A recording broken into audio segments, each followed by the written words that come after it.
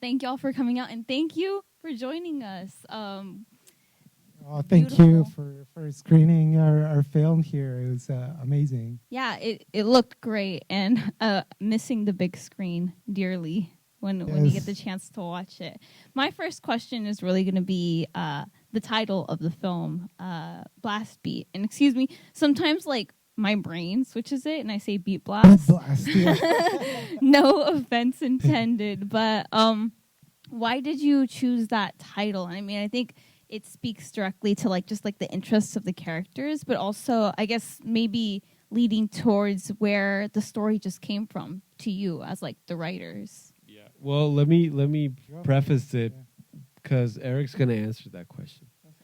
Because blast beat is a drumming term, but yeah, I mean it comes from that, and you can tell the story. Well, a blast beat is the ending song that goes like really hard on the hello 1 2 3 there we go. That's a blast beat, and so we decided that Carly was a metalhead, and he was going through some really hard things in his life that are as intense as a blast beat, which is like the most intense part in a metal song. So it's like an Eastern egg. Like you have to. Any metal knows the term blast beat. So for the general public that doesn't know what the blast beat is, it's once they research it and you see this really hard percussion rhythm. And it makes sense. Like, yeah, it's the crucible of Carly, and what he's going through his life. But the ones who know, they know. I'll admit I was the one who didn't know, so I had to do my research, and I learned that it is a metal term. And yeah. I'm curious where the story was born from for you. So it's very interesting, and I think as someone from like an immigrant family, and my family's half undocumented, half documented, to see a character so interested in the metal, the long hair, just his dedication to like the academics, but also his like balancing of like the way that he balances his little brother at times. That dynamic is so interesting to me. So where I guess that character was born from, how the story came to you, and how you chose to like just keep developing it. Well, that's a very layered question, but a great question. So Erick and I have been friends since high school. Basically, we met through the metal scene. I played bass. Erick is a drummer. That's why he answered the previous question. But we were both at a crossroads about 7-8 years ago, where Erick was finishing grad school here at USC, and I was burned out by directing commercials and network promos and that kind of shit. So we decided to get together and create a story. And just around that time, I saw a film called The Kings of Summer, where Moises Arias, I'm a fan too. Yeah, Mateo's brother, he's playing an Italian character, but he breaks out into perfect Colombian Spanish in that movie. And it caught me by surprise. I was like, holy shit, who is this dude who speaks like me with the same cadence, the same meter? And it just felt so new, and like I hadn't seen anything from a Hollywood film that felt like that. It felt very truthful. And so I brought it over to Erick, to his attention, and he was like, oh my God, this is amazing. He had the same Hold up, who's this kid? What? Like he talks and he sounds just like me. I still remember the phone call. He called my mom like right before he shot that scene. And he was like, yo, Ma, how do I say this? How should I phrase this? Because the director literally was like, yo, we need you to say this, and it needs to come off like this. He's like, bro, like I don't speak fluent Italian. He's like, no, it doesn't matter. He's like, just say something that make it sound like it is. And he's like, shit. So he called my mom, and he was like, yo, I need to know how to say this. And my mom was like, ba, ba, ba, ba. And then when we saw the film, it was so funny because it turned out very But the thing is that it's legitimate from him, right? And that's the beautiful thing, is that he brought something legitimate to that performance that was his Colombian side. And from there, we saw that guy. I couldn't believe that this kid from Hannah Montana was Colombian, and even less that he had a brother, which was you, right? And so we decided, well, it's these two kids, or I don't know who else, because like you and Moy are just so unique in being Colombian American, having grown with Disney, being so talented, being from here, from there. So like I was really nervous when I contacted your agent when we wanted to do the show, and I was like shaking in my voice, right? But to get back to your question, the story was motivated basically by our brothers. Eric has two brothers, and I have one older brother who is a type A personality, very anal, hard ass, and really strong. And he's a fighter. Like, we would fight almost every day, and he got to see a little bit of that, so he always got a kick of it. You know, we shot a short film like right after I graduated from undergrad, and he got to experience that full-fledged. And so when we decided that, you know, these two guys are brothers, Moises and Mateo, like, we should write a story about brothers. And I kept telling Eric anecdotes from my brother, and like one of the things that bothered him the most was when I wore his clothes. Like, he would just flip a lid, and so that was the I have origin. a sister, I know. Yeah. Yeah, but it was, you know, like always a thing about doing something that was legitimate to us, you know, and coming from the metal world, coming from, you know, being in a family that had brothers and knowing what brotherhood was and immigration was, being immigrants ourselves. We thought that adhering to those experiences would expose some kind of truth about ourselves and our art. And I think through doing that, it was a very organic process where, like, we showed this guy, like, the script, and immediately he wanted to meet with us because it was fire. And it was authentic too, you know. It's like back then, I feel like today there's a little bit more understanding about different types of Central and Southern American cultures. But back then it was like, you're Colombian, oh, what part of Mexico is that, you know? And it's like, no. So when we got the script, it was refreshing, you know? It was definitely like, okay, these guys are Colombian. It's coming from the source, and it felt that way, you know? So we were definitely excited about it. I really appreciate that. Again, all of the cast, is Colombian descent. And I'm Central American. I'm Guatemalan.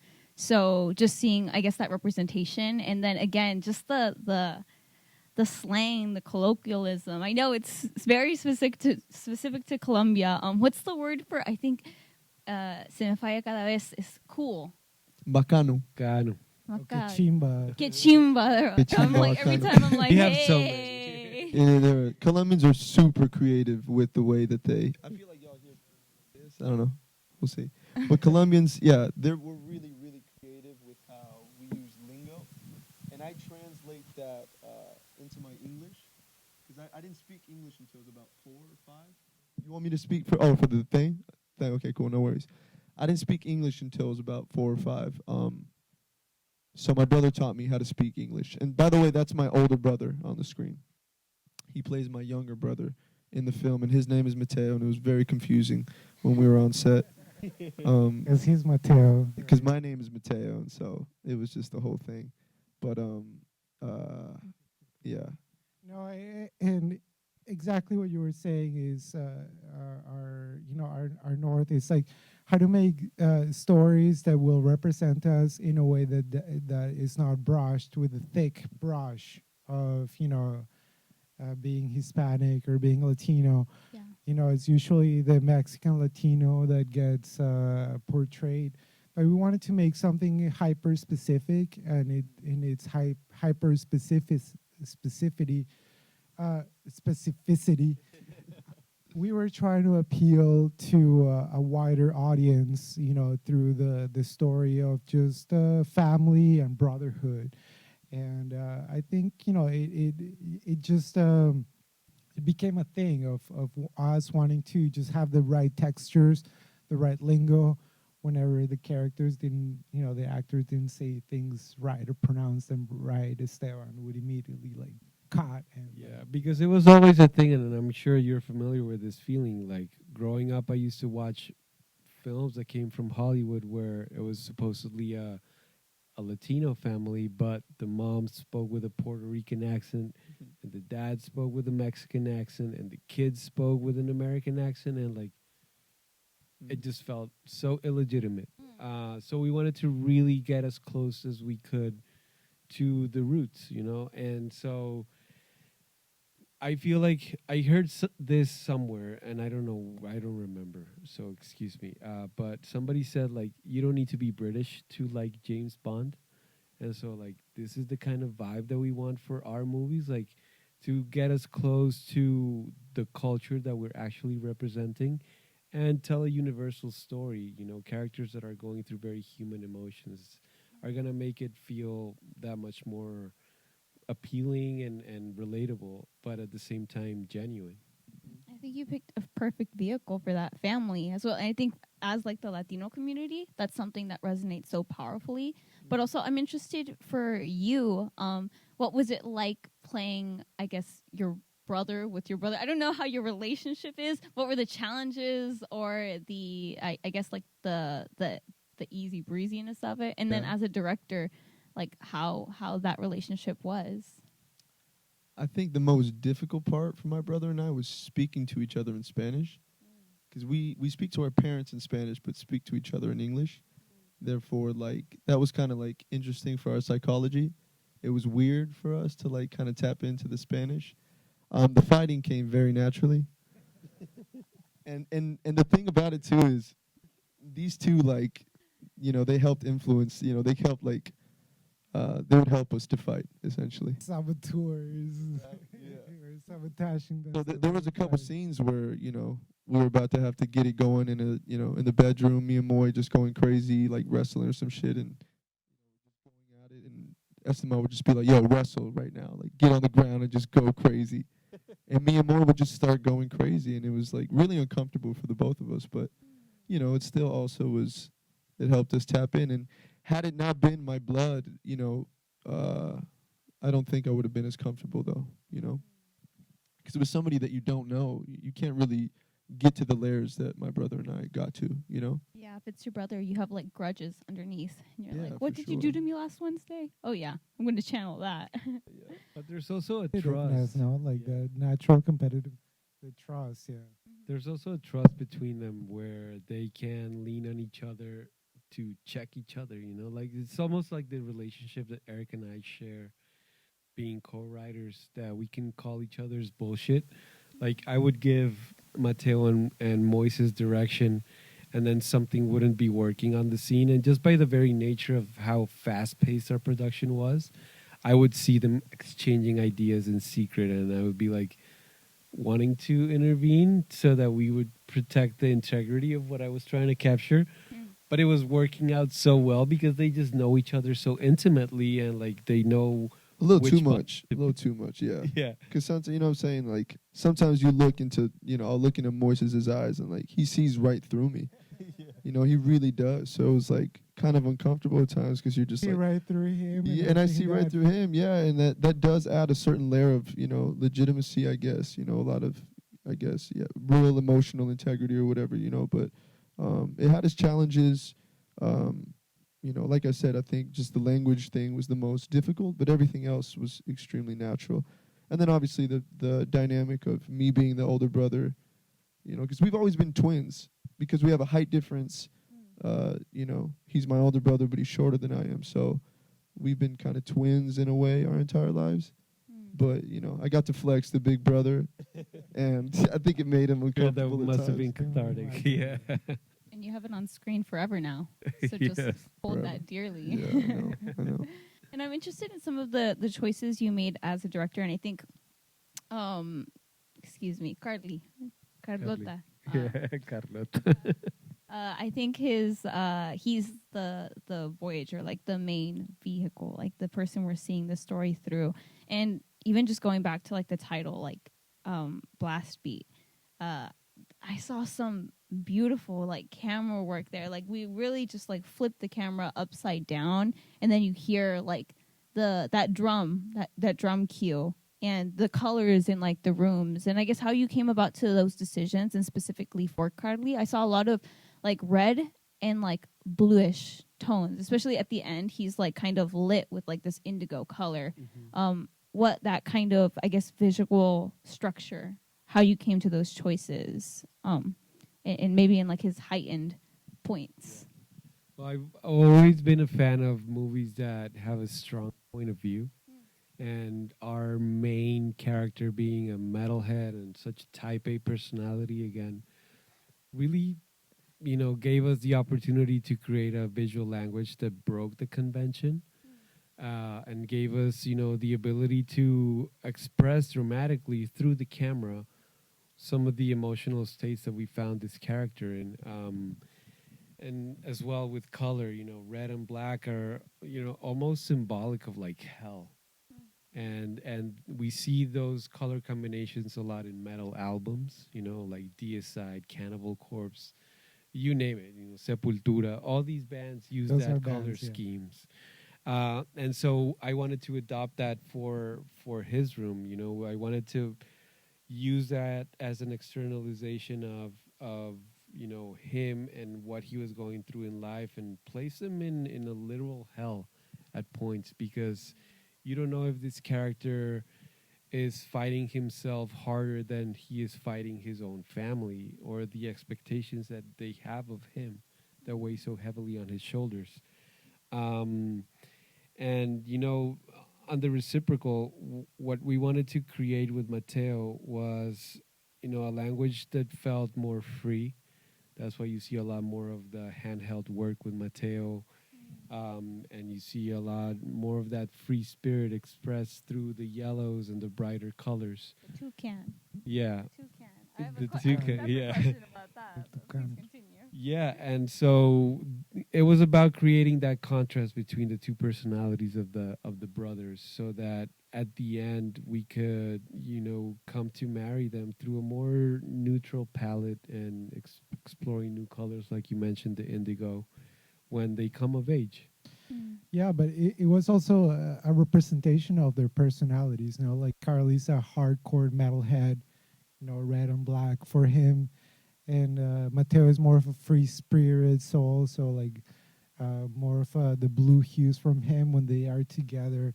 We talked about those spaces where they inhabit together. They're like middle grounds, and also expressed through the music and the colors. So we were very kind of like conscious about the two colorscapes for the two opposing characters, right? And I find it extremely unique that, again, Carly is like a type A person, but the way that he expresses himself is very not type A, like typically type A. So again, like just like the richness of the colors and the way that and I think even like you mentioned, like red, just this very literal kind of translation of hell. It's always almost happening in his room too. And I think that's mask, you notice that mask? Yeah, and it's like almost inescapable for him. It follows him, and that's very intimate, but also revealing. Side note, I do have a question about the toucan. I just want to know how that came about and what that choice was, because I'm trying to decode it, but also I want to know what Easter egg is underneath there. Well, in our early conversations with Moises, he always joked about his nose being big. And so throughout the writing process, like we were custom writing this for Mateo and Moises, right? Yeah. So we were always thinking of ways of getting under their skin, like what kind of shenanigans would these brothers pull on each other? What would be uncomfortable for each other to say to each other, basically. But at the same time, a toucan is such a beautiful creature, so lively and so colorful, that we thought that while Mateo grapples with that image and, being so self-conscious of his big nose, he would still find beauty in that, and would still find a sort of representation of himself on that free bird of sorts, Wow. I'm just like decoding that now. But maybe my final question before I turn it over to our lovely people to ask questions is, I guess you mentioned the writing process was kind of live. It was custom written, which is amazing.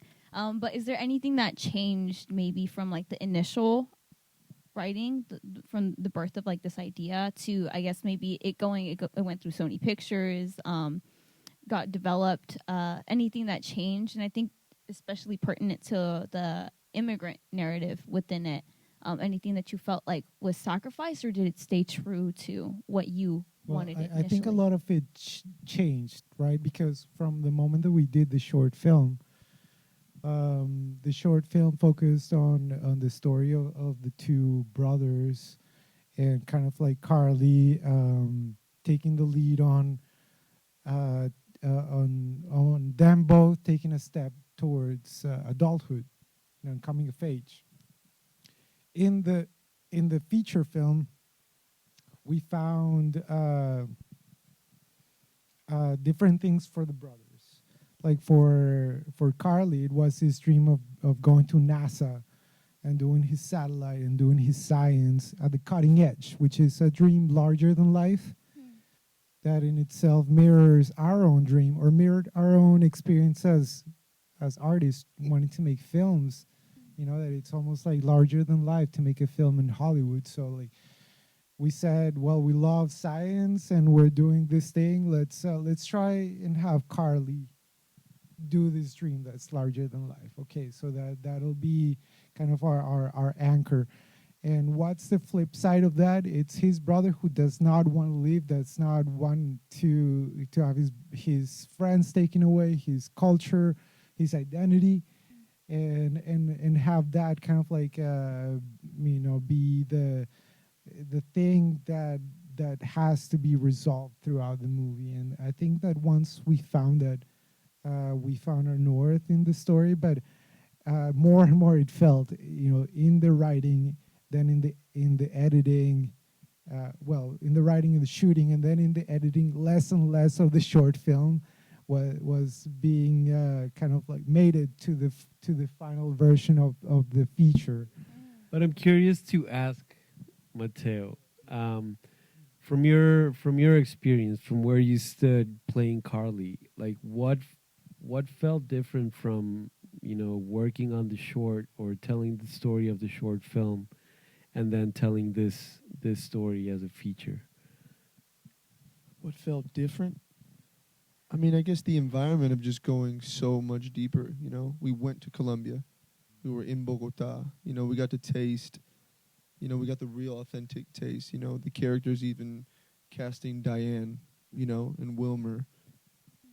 I think just kind of, I think it was just kind of like the dedication that was put, the craftsmanship that was put into the feature that just made it so much more real, I guess, I thought there was a lot of beauty to the short. I thought there was a lot of beauty to the feature. It feels like two different works to me, because of the things that were in the feature we explored. The things that were in the show we explored in the feature, like the unleft answers, but not a lot of what's in the short actually made it into the feature. Yeah. So I feel like both of them kind of live in a similar world, but they're all its own thing. So I'm really kind of like happy that happened. The hair stayed the same. I kept my hair at metal length for like 5 years. Yeah. Why'd you cut the hair? Why did I cut the hair? Because the water bill was too high.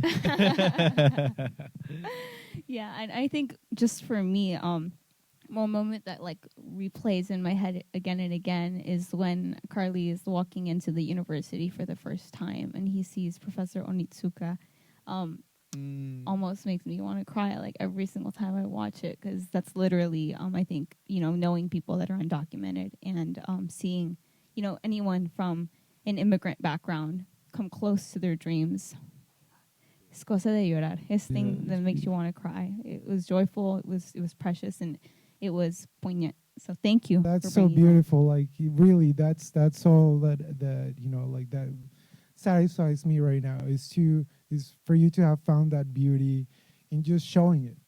and just for us to be able to put up that mirror and say, yeah, you're undocumented, but you're undeniable, and these things can happen, in America or wherever, but it was us like trying to make that vision for so that people, like you, like people like you in the audience could see that, people can uh, aspire to be these things despite of whether they're undocumented or not, but that people actually become these things in real life, and for us to be able to show it in the big screen and for people to see it and get inspired to bring on what's the best iteration of them. I think that is a beautiful thing to hear. Yeah, one word that we always kind of came back to when talking about the story and developing the writing and whatnot was grit. The grit that Carly has, that despite all the odds stacked against him, he found a way to make it work. Even violating the trust of his, loved professor twice. And that's kind of like the situation that a lot of us find ourselves in, violating the trust from our families or from the people that support us to achieve a dream. And I feel it's something so beautiful that these characters take these risks, because in a way that's something that I had to do in my own life. Like I was in the middle of like my second year in undergrad, and I had my papers taken away from me and my scholarship and everything. And I was on the verge of moving away to Canada or the UK. I was, kind of torn between the two. And then something kind of kept stinging inside me, like, you gotta figure out a solution. Your parents at this point will not have the solution and will not be able to guide you, like you're your own man type of thing.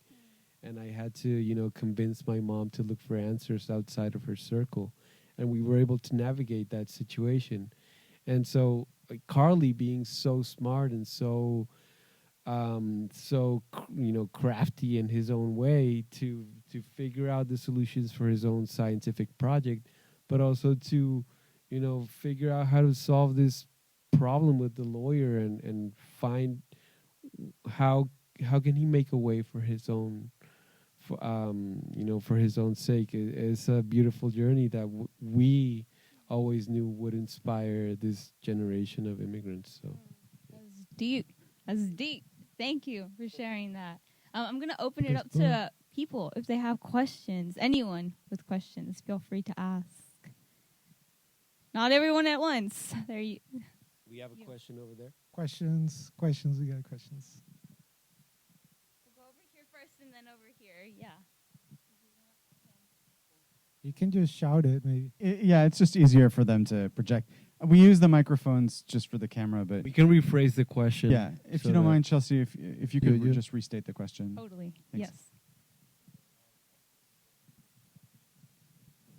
I'll just repeat it. So the question is, what was the process of developing that POV style of like disorientation and claustrophobia for like the character and for the film?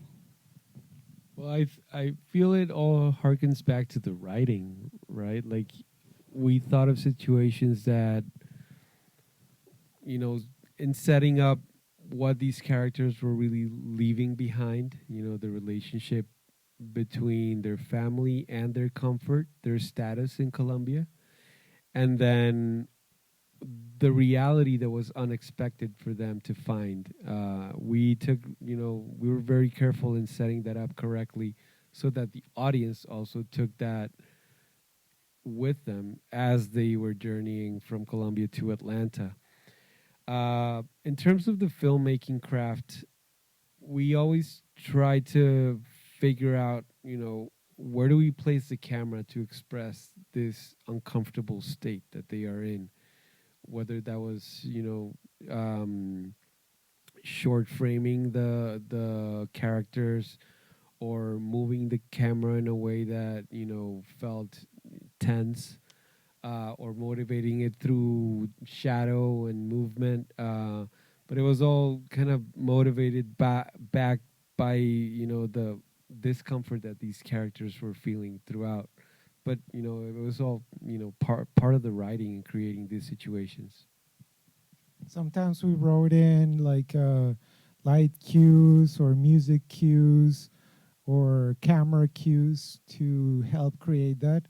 And then once you got with our DP, kind of like hashed out what the externalization of those feelings would be in the camera, and that takes another language between the director and the cinematographer. Huh? Yeah, one of our mantras with Ed Wu, and Ed Wu, just so you know, is a guy who is not afraid to be bald. He has a orange mohawk. He's had it for years, and that's honestly our modus operandi is like, when in doubt, go bald, because we feel like filmmaking is not saving anyone's lives. Maybe it can. Thankfully it would happen, but it's about taking risks and pushing the craft towards spaces that we haven't explored yet. So I take pride in that relationship with Ed, that we are unafraid to try new things and explore different conventions. We have this gentleman in the back, and then we'll head to you, man.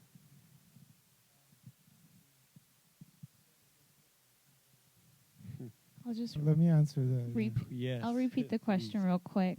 So just on specificity and cliches, did you find any difficulties in getting this project launched? And how do you feel about the future of projects like this with their ability to navigate maybe this stereotypical space? Yeah. Before you answer that, I'd also like to ask Mateo what your experience is, being so specific with the bilingual nature of your music, because you're in the music business as well, kind of spearheading this new wave of multicultural music making. Right. So, I think that when I came here to USC, one of the things that I learned, probably the most valuable thing that I learned, is that the only value that I have for making movies and art is myself.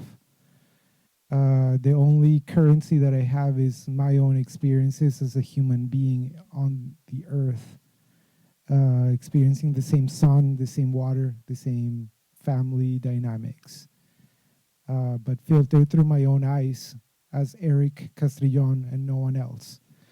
And so with that spirit, we made this short film. We raised some money through Kickstarter to do that, but then when it got to the feature film, we knew we had something important to say, and it was so important that we backed ourselves into a corner that we needed to say this thing, financially, emotionally, everything. We kind of like put, we put ourselves against this wall of it was making this film or I don't know what, and so it wasn't easy. We pitched to countless people. Countless people said no. We had to rewrite for years. But then eventually we found the people that believed in the film and believed in it so much that they helped us produce it.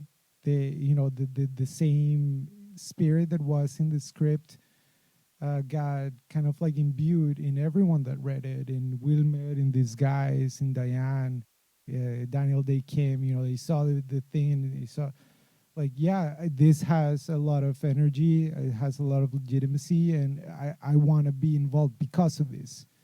And even though we made it for, a limited budget, it was that original kind of impulse to create something that was important, not only for me, but for others that really got it done. And yes, we are spearheading and we are innovating. And so now we can say that this is a checkpoint, not only for ourselves, which right now we are using to make our next film, but for any other Latinx or diverse person who want to say I make a film is going to be a combination of blast beat meets this, right? So it was very difficult to get there, but so validating when we not only got to premiere at Sundance, but at Sundance under the dramatic U.S. category. We were not a foreign film; we were a U.S. film, and then for it to go to the screens and get to Hulu. Yeah, there is an audience for it. Where is it? I don't know. How does it look? I don't know. I'm just saying that this is how I feel, and I'm a human, and these feelings are universal. So if you do it in such a way that it's undeniable, it'll kind of find its way. Go ahead, Mateo, about like you spearheading for this let thing. Let me say this first to kind of piggyback on that answer. Like, it's not getting any easier. Because we had a hard time to get this off the ground because everybody talked about like language ratios, like is it going to be more Spanish than English, like it needs to be 60-40, and like honestly at the end of the day nobody gives a fuck if it's a good answer. I mean, if it's a good movie and a good story, good characters, nobody gives a fuck. But we are at a moment where like the wave has just started to crest, and our generation of executives, the people that have the power to bring these projects to the studios, they all get it and they all want to see these kinds of projects. But we're still kind of dependent on the older generation that doesn't get it, and they still want to see immigrant stories that victimize the characters that are about border crossings or narcos or you name it. That's what they expect the stories to be, and so when something unexpected like this turns up on their desk, they don't know what to do with it or how to market it. So that is still a challenge. Like, we have a project right now that is a genre piece, that is a badass story that has a couple different languages in it because that's just the organic way of telling that story, and is set up at a big studio that could very well produce this stuff, but it's not getting off the ground because of fear from these executives that they don't know how it's going to play out in the marketplace. But it's going to take somebody to break that mold in order to create the new one. Shout out to Macro, by the way, because they're really spearheading that for sure. That's their mandate. Can you kind of rephrase the question a bit for me? Yeah, so like in that same spirit, like what we're trying to do in film, you're already doing in music by bringing different rhythms from different parts of the world and singing in English, singing in Spanish, bringing Brazilian singers to your music. How have you seen that play out with the audience? And also, do you think it's bringing you more eyeballs? I mean, definitely, yeah. Specifically in the States, even with the situation with something like Parasite, and him talking about like when we get over I forgot what he said, like 3-inch, the 1-inch barrier, subtitles, it's like worlds to explore. I feel like in music, and I'm kind of generalizing, but Despacito, the joint that Justin Bieber did with Luis Fonsi or whatever, he kind of like opened the floodgate for like American ears, I guess, to like to care less about, not to say care less about lyrics, but just to tap into like the energy of what's happening, and music is so much like sonics and energy, and I don't know, I feel like people are definitely starting to realize that there's more to explore, and people are getting tired of the same, maybe the same rhythms and the same type of, I feel like today, because it's so easy to make music, it's become very accessible, which is a great thing, but as well as like, it waters it down a lot. I feel like people get excited when they hear something different and something new, and I get excited. I make music, there's a specific feeling that I get when I make music, and I know I'm doing something right whenever I get that feeling of being excited about the creation that's taking place. But yeah, I don't know. It's a very interesting space in music right now, and also it's different, obviously, from film, because music is it's so quick. It's like 3 minutes, you move on. People are dropping. It's like 40,000 songs are dropping a week or something crazy right now. But streamers have really changed everything. you have Spotify, you have one space where you can just kind of go and explore so many different things. But yeah, I feel like people are just kind of, I guess, taking chances. And, you know, like I said, before you had to purchase an album to listen to something, you had to buy that single to do. You know, I feel like I'm very lucky to be making music today because I can kind of like, you know, I'm also an independent artist though, so I get to choose what I make and kind of deliver it. And I don't really deal with what you're talking about, which is like marketing the music, which, you know, it has its pros and cons, you know, because I don't have as many ears listening to my music just yet because I've taken the artistic route so much. You know, I've said, fuck it, I don't care about marketing. I don't care about, you know, that aspect of it, which is important because, you know, I make music because I want people to hear it. I want people to enjoy it. But, you know, for now, I care much more about saying what I want to say. I care much more about staying true to what I am and, you know, blending who I am, which is, you know, I have a song called Americano, which the hook goes, I'm Americano Colombiano, you know. I was born in Georgia, in Atlanta. I have 2 Colombian parents. I didn't speak English until I was 4. Like, I grew up in a pseudo-Colombian culture in Georgia. And then I moved to L.A. when I was 9. You know, we started acting. You know, I feel very lucky to have a really unique experience, you know. And so I want to share that because I feel like a lot of people are having that unique experience. There's a generation of us that are having that unique experience, you know. Yeah, I mean, the world has opened up and culture has become global. I mean, we're already living it. So that's the wave that's coming. Pseudo Guatemalan. Say it again. Pseudo Guatemalan community. Oh, I grew up in a small like Guatemalan community in around Los Angeles, so I relate to that a lot. You had a question, my dear. Yes. Well, I think that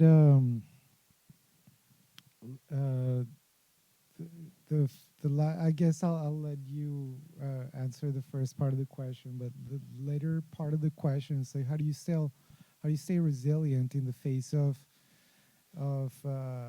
you know, being denied or you know, notes and all that. I think it's a discipline, you know, and there is that impulse that tells you that you got to express this thing, that you are valid in the world to say this thing, that your experience is the experience that will make others say, yes, I felt like that, right? And there is a lot of people that won't see it or that will say no. A lot of naysayers won't get it, right, until they see it, you know, on the big screen, and they say, oh, of course it's that, right? And it's, you know, you have to know that you have that validation in you at all times, that what you're saying and the way that you're saying it, it will make someone else, you know, feel, you know, like I that's the way I feel, that's the way I see that thing, right? And even if someone says no to you, and a lot of people say no to you, like, just know that your experience, such as it is, that there is no one like you, that you're the only you that there is. Therefore, the way that you express things are unique. Once you kind of like realize that, you're saying, well, you know, I say it this way, I don't say it that way, right? So, and then it's being humble about the art, the craft, right? Like, okay, it's not up to par, then, you know, I should rewrite it and then do the work and then come up with an iteration that it's undeniable until someone sees it and gets on your side. This shit's undeniable, let's do it, right? But it's like keep going at something that you know in your bones, that you believe in, that you know it's true, and that you know it's something important to you. That's it. I think that's the only way. Otherwise, you'll run out of steam if it's not something that really cuts into your bones like that. The first part of the question, though, I forgot. Yeah, I mean, just to kind of tag off of that, it's like hearing no is part of the game. So like making peace with that and just realizing that art is not going to please everyone at once. So like just live with that and be comfortable in that. But the first part of the question, everything in this movie was motivated by truth in a way, like the people that we met along our own journeys as immigrants. Even those girls in high school that told us, are you Mexican? And we're like, no. Little things like that. We drew from our own lives. But the family is motivated by, our parents, our brothers, and the resiliency comes from, we left our country because there was, we were kids at that time. I was 14. Eric was like, what, 11? And so we didn't have a say. But our parents, it was a matter of life or death, really. Like, my family at some point got threats. It was just the situation that Colombia was going through. And I know your dad also got threats. My wife's dad had a bomb put in his office building. And I hate talking about these things because then the story becomes about that, but it's not about that. Like, it's about these people having the courage to, cut ties with that reality and go forward into an unknown future and carve a path, and trusting that your union as a core, the family core is going to be strong enough to make headway into that, and it takes love and it takes patience and it takes understanding and openness to adopt a new culture. And so we only came to see that after we became adults, but being teenagers, we hated it. I mean, for the longest time, we wanted to go back to Colombia, not knowing that the minute that we landed in America, we became different people. And we always asked ourselves, what would we be if we had stayed in Colombia, like that. And so, like, it was important to show that, yes, you could realize amazing things like Carly and my little brother did, realizing their dream of working at NASA and building satellites for NASA. But then also that you could go back and then have a reality or a life that is just as valid. Just being out there and finding your way in Colombia, wherever you come from. Like, we've had people who have had to go back, and it feels always like a defeat, like they're going back with their tail between their legs. But years pass, and now, like, there's a musician guy, there is someone who ran for the government, there is someone who became this great engineer, right? So it's like you find happiness wherever you find it, and it's valid, whatever it is. In America, in Colombia, you could find that, and just as you find violence back in Colombia and in America as well. So it was that dual perspective of the coin. I don't know if there are more questions.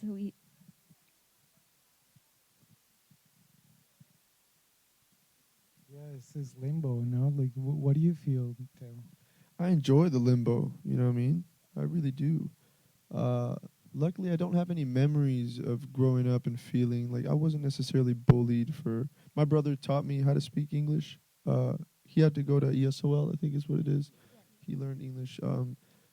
But yeah, I mean, it was just an interesting thing. I think, I used it more like a superpower, I found it like unconsciously or consciously, I don't know. I chose to accept that as my identity and run with it and honor it, appreciate it. And that's really where, that's the only reason I'm sitting here with these guys. And, that's why this art, was made. And yeah, I think it's just learning to work with those superpowers and yeah, just kind of embracing what you're saying, just kind of like, that motion that you did is really like where we're going, and like, I can see my dad's a very spiritual person, and like I'm very much into, meditation and just the whole realm of like, life and existence. And yeah, I feel like this is where silence meets, it's like there's so much, on the outer layers, we're this and that, we're countries and we're that, what I'm saying? But like, yeah, for me, whenever I really have a moment of truth where he says, which was represented in the film and in art, in those moments, of truth, there's just like a beautiful silence that pervades everything for me, and like I'm okay in that space, and from that space is where a lot of creativity comes and a lot of acceptance comes, and I'm just kind of like, running with. I don't know where I just took that, but that just felt genuine to say that. I think we had one more question in the back.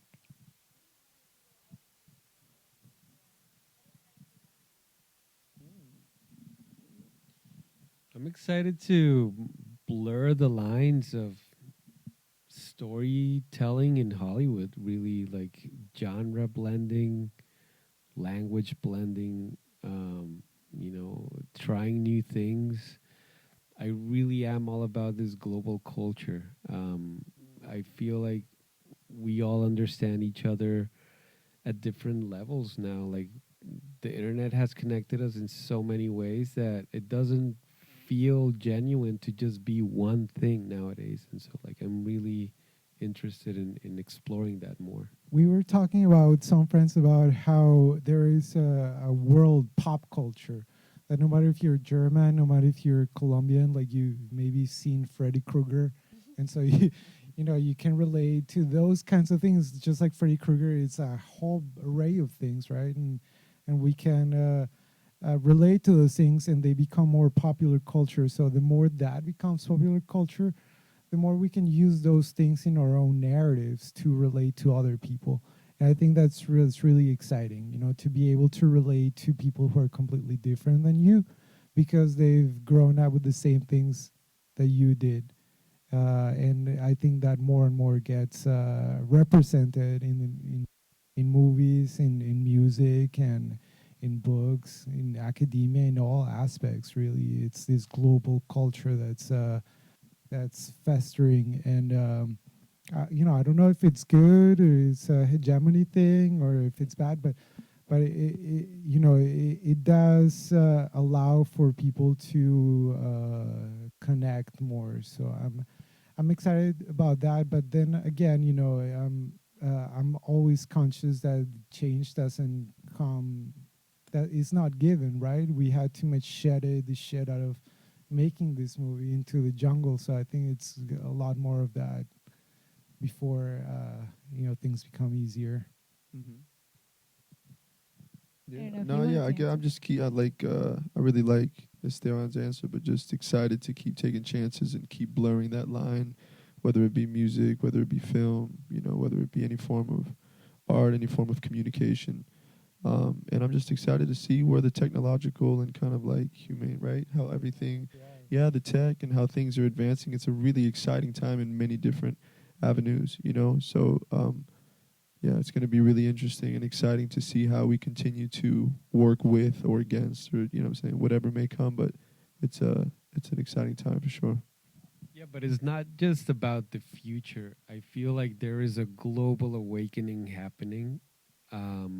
In terms of our ancient wisdom that we're rediscovering. And we can see some of that with the global movements that are happening, like Black Lives Matter, all the protests in Latin America and then in the Middle East, is this search for knowledge and for identity that has been repressed and shunned and hidden away from us by the elite, right? And so there is this longing to rediscover everything that has been hidden from us. And so I'm really fascinated by that stuff. And we're going to see more and more and more of that kind of come to the forefront.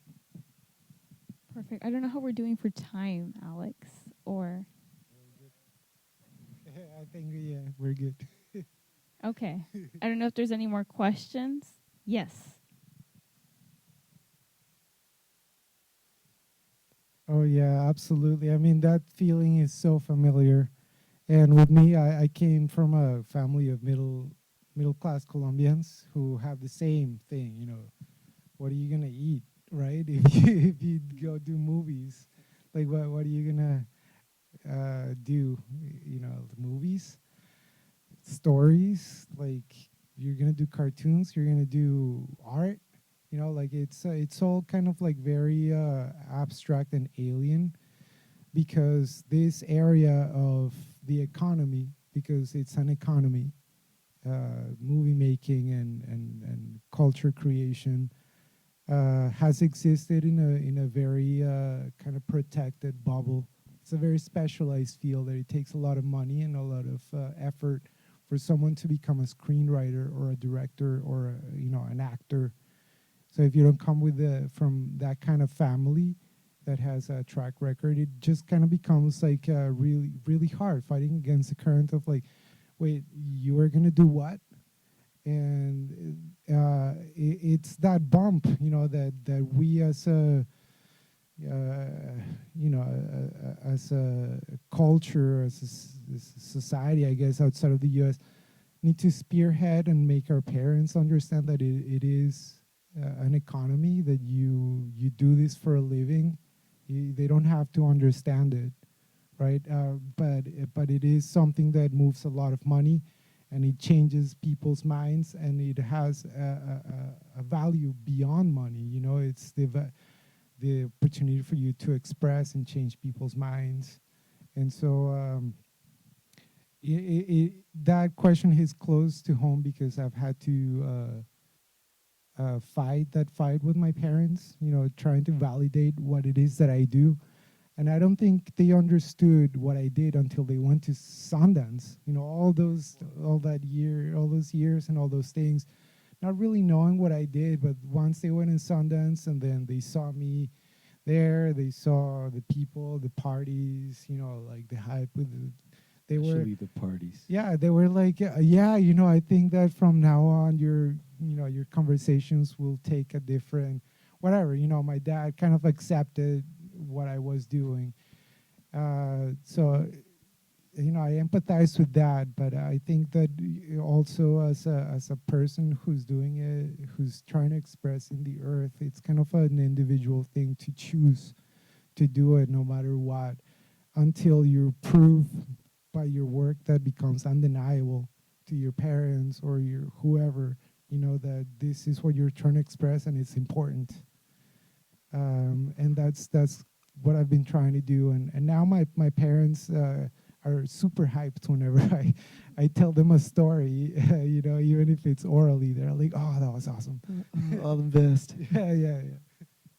But you also have to embrace that with a punk spirit. That's never going to change. Your parents are probably going to think of you as, oh, she's doing her thing. Good luck.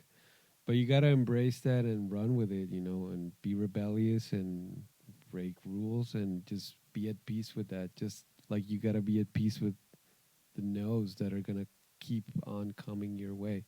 Be truthful with yourself, and what's important to you when you do the work. When you sit down to write, what are you going to invest that time on? Is it something that is truly important to you that you cannot live without expressing it? Or is it something else that you think that you want to express, but it's just to make something? I think that makes the whole difference. Once it comes from something that your parents will recognize the truthful in your art, then you have spoken to everyone. Yeah. Are you studying cinematography? Film production? What about you, Teo? Because you've had a career that kind of flowered from a very young age. Mm-hmm. Have you ever faced kind of like that resistance from your family, or have they always believed in? Luckily, I was too young. I was 6 years old when my mother put my brother and I, in acting class back in Georgia. My brother was really shy, very shy person. So her whole mission was to put us in acting class just to get him out of his uncomfortability, out of his shyness. And that kind of just took shape and became something else. And so I think I was a little too unconscious to realize what was happening. But luckily I had a very supportive family. My mom was very supportive, and she was the one who kind of spearheaded this whole, everything that's happened in our lives is really all thanks to my mom in terms of spirit and kind of guiding it. And my dad, obviously helped tremendously financially, and he was also there for us. But our entire family laughed at my mom, They were, Colombia. They're like, Hollywood, like, my mom didn't know this at the time, but everybody was talking behind her back, like clowning on her heavily. You know, talking about we would never make it. Like, we were so stupid. Like, that made no sense. You know, because nobody in my family are really creatives, you know. My brother and I are the first to ever. We're the only ones in our family who live in LA and chose this path. And it's really beautiful to see my cousins now, you know, kind of flowering, becoming artists on their own, musicians, and, you know, and I'm there to support. Beautiful. You know, Awesome. and it's because luckily I felt very supported, therefore I support, you know, and I feel like you're going to be that in the future. You know, you're going to support that for the next generation, which is the most important part, you know. Any more questions? So, sorry. I should have said I didn't have a watch or my phone near me, but I did just check the time, and I was so like into this conversation, I didn't realize it did get actually quite late. Oh, So no. we do have to wrap by 10, and I think it's just You about gotta 10 wrap it o'clock up. now. Good So up, Johnny. I'm so sorry. Thank you so much, everyone, for Thank you, staying thank you, around thank and you, yeah. chatting with us. This Thank was you, a real guys. treat. Thank you so much. Thank you all and for coming out Alex, to thank support. you, USC. Yeah, for coming out to support Latifam, and we hope to see y'all in the future. And again, thank you, Alex, for just organizing this. You're Thank you, brother. amazing. Thank you, and thank you, Chelsea, legend. for hosting this amazing conversation.